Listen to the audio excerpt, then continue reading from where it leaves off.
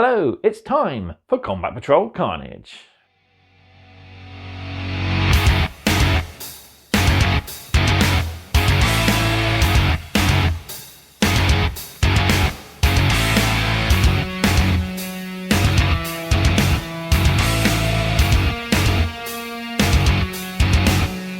We're back with issue 21. We've built and painted our model, we've learned about the Aeldari, and now we get to try our Farseer out on the battlefield as he tries to scry information from previous battles, but he has become afoul of a roaming band of Termagants. So, yeah, this is going to be a fun little game, nice little scenario just to help introduce the Farseer to the collection. So before we hit the table, don't forget to do all the usual. Like this video, subscribe to the channel if you haven't already, and drop me a comment down below. I'm loving hearing back from you guys. You've got loads of great comments coming in, and yeah, I try to get back to all of you with as best an answer as I can. Finally then, Combat Patrol Carnage is proudly sponsored by warbay.shop, your one-stop supply for all your hobby needs. I've recently ordered through them a bonus copy of the Farseer issue, as well as some Guardians to add to my Ieandan force that I plan to build after I've completed this Combat Patrol collection. They also have various other models as well, so various different game systems, so Song of Fire and Ice, classic Warhammer Fantasy, and even Age of Sigmar. So check them out, there's a link for them in the video description, and who knows, you might find your next hobby project at a bit of a discount. Right, let's skein the strands of fate and take our Farseer into battle.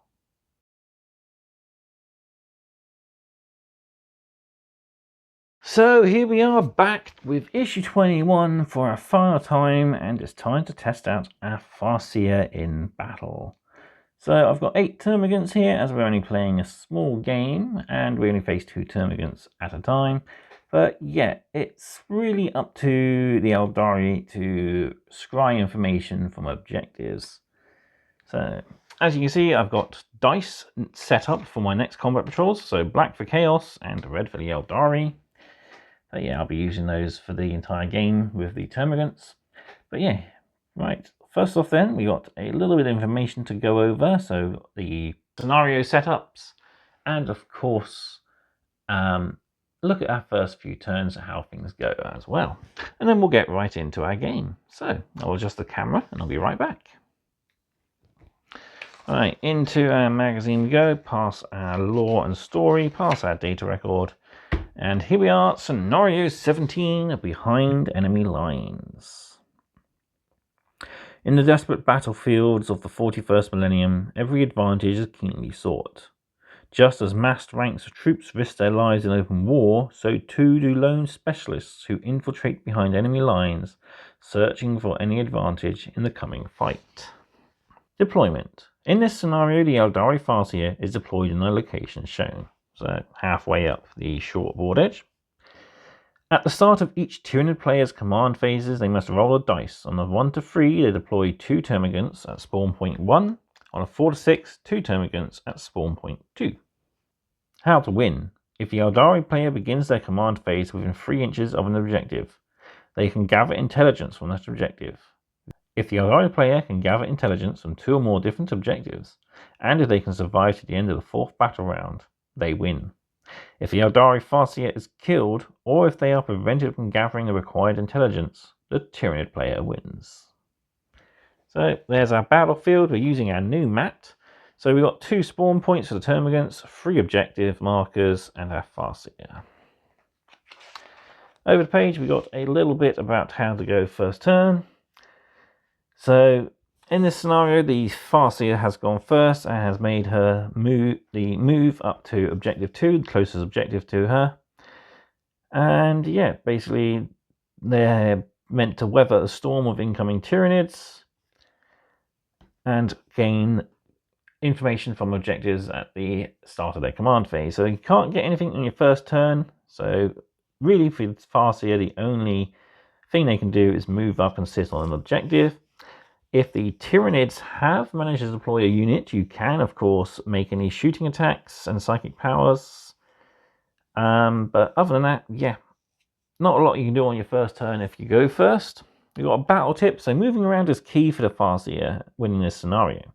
If they get pinned down in position, then the Tyranid player only has to wait out the remaining battle rounds while swamping your model with newly spawned Termagants.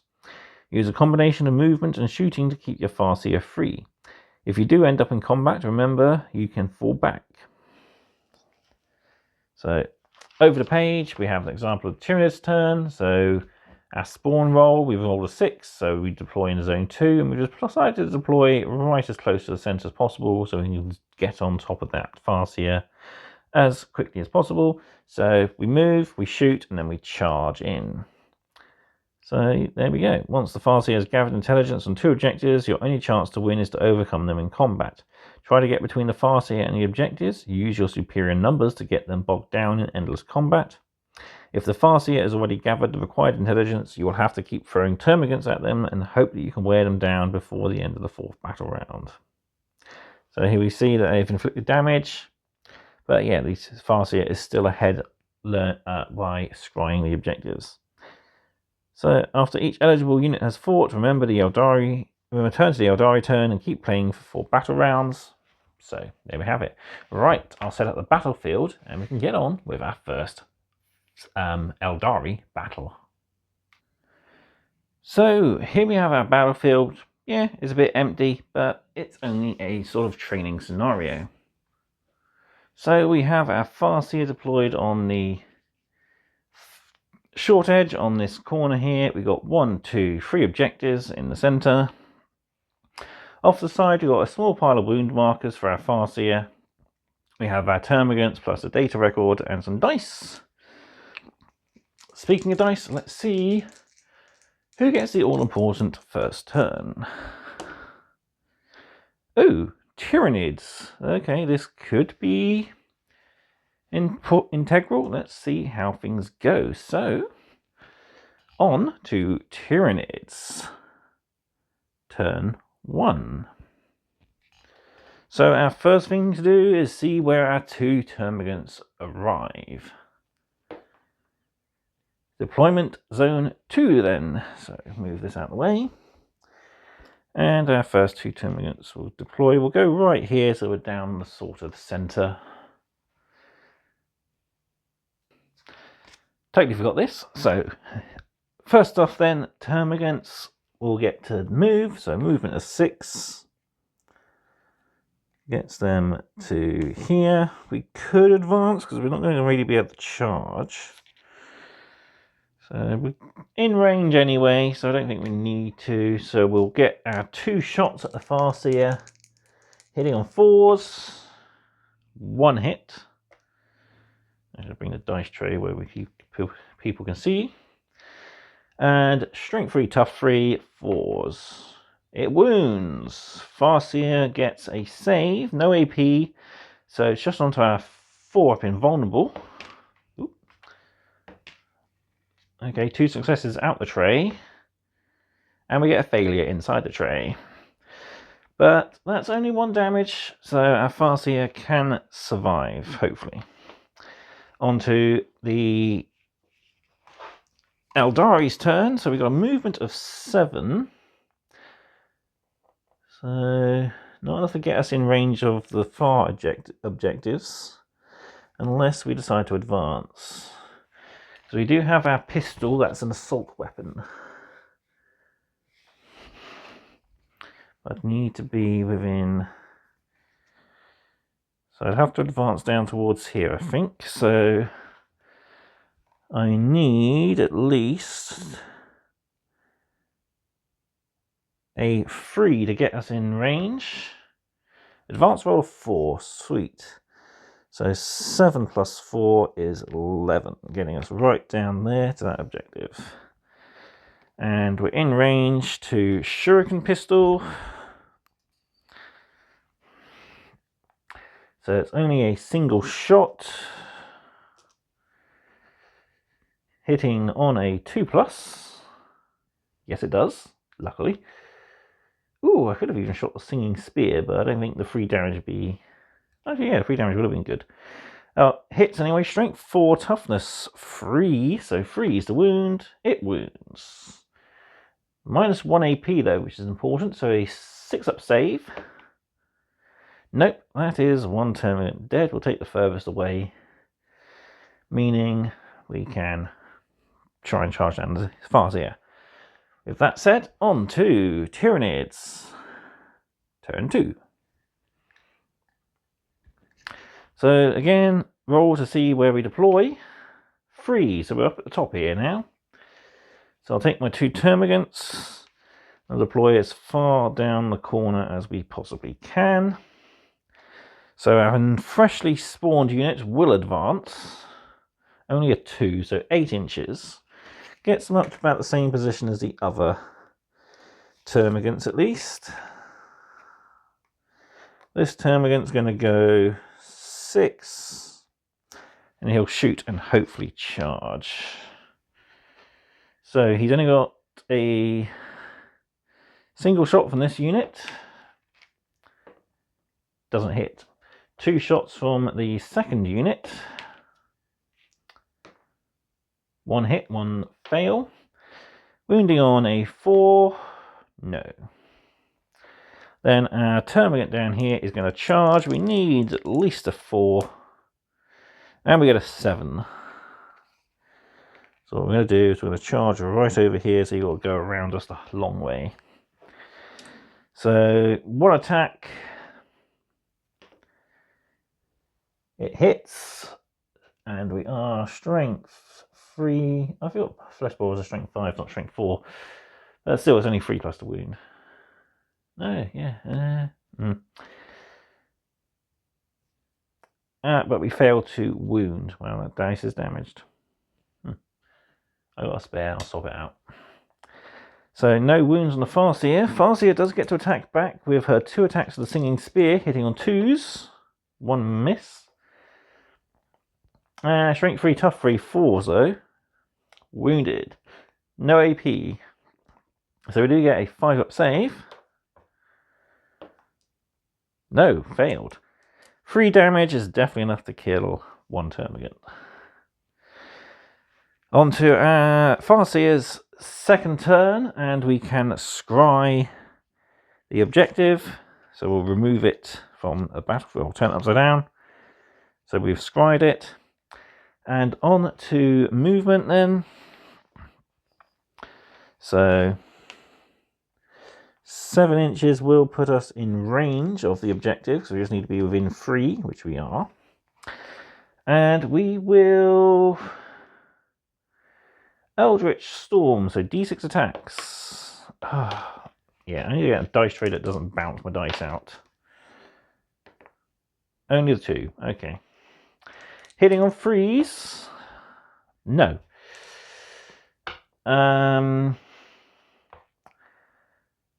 Screw it, we'll throw our Singing Spear, because it's going to do 3 damage, which will kill the entire unit. Hits, strength 9, so it's 2s to wound. I'm using the wrong kind of dice, but wounded. No AP, so we do have a 5-up save. Nope. 3 damage, boom. That's the 2 Termagants gone. And on to Tyranids, turn 3. So we're going to bring in a new unit of Termagants. 1, 2, or 3, 4, 5, or 6. 6 are down here.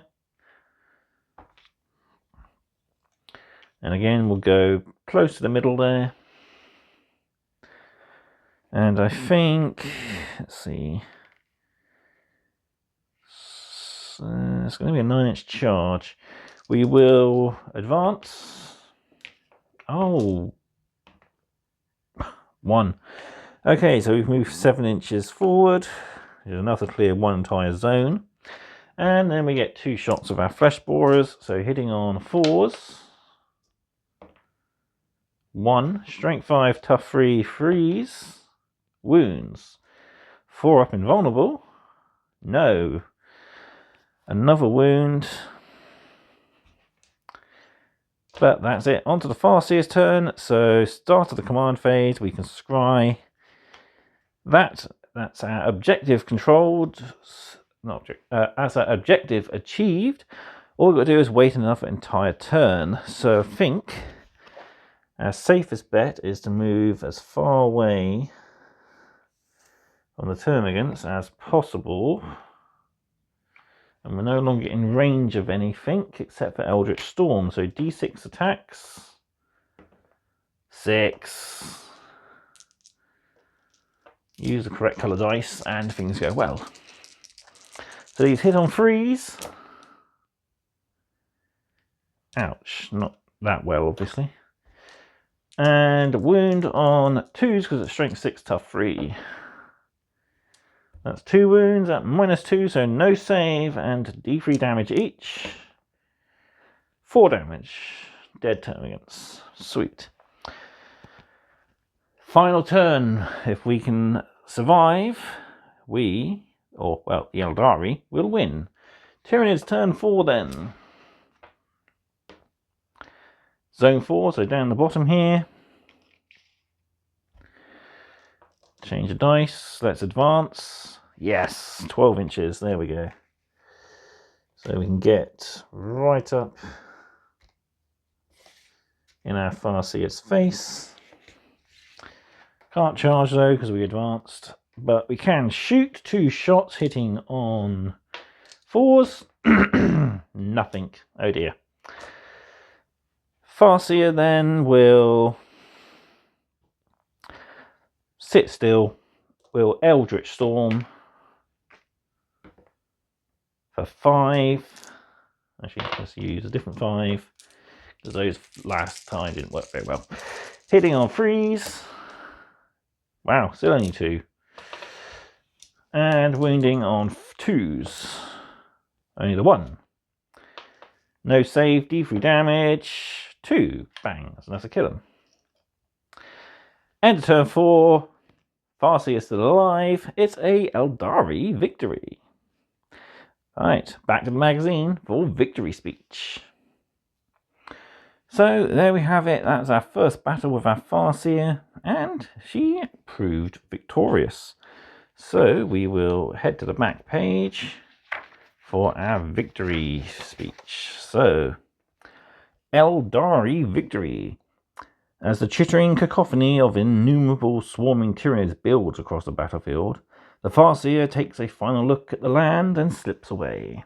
With the vital information they now hold, the Aeldari forces are one step closer to a victory over the Tyranid menace, and their craft world is safe. For now. Dun dun dun! But there we have it. On to what's our next combat patrols. So, issue 22 gets 2 new paints. So, Avalanche Sunset and Catachan Flesh allow us to add some extra colours to our models. So, we're looking at stuff like the eyes on our Tyranids, the leather straps on our Space Marines, and a little pouch there on our Farseer as well. We also get full rules, or the start of full rules, for playing combat patrol games. Lore-wise, we take a look at some of the different Aeldari war hosts, and we even get titles for our Aeldari characters, the Wraithlord and the Farseer. Next up, in a double whammy, we got issues 23 and 24, which gives us the Aeldari Guardians, a look at the Great Rift, and more on the fall of the Aeldari. Also, 24, we get our first faction pack. So we actually get the faction rules for our Space Marines. So we've got the data cards for them already, but we are finally introduced the rules in full in issue 24. And it won't be until issue 28 when we get the Tyranids pack activated. So yeah. Now that we're getting more full rules and stuff, we can actually look at playing some full games of Combat Patrol. And that will be happening with issue 24, as our mission is pretty much to play a full game of Combat Patrol. So yeah, we'll be playing that next issue. But that's it for issue 21. Let me know what you thought of this issue in the comment section. I hope you've all enjoyed it. I certainly have. But then, that's it for now. Thank you all very much for watching, and I'll see you next time on more Combat Patrol Carnage. Goodbye.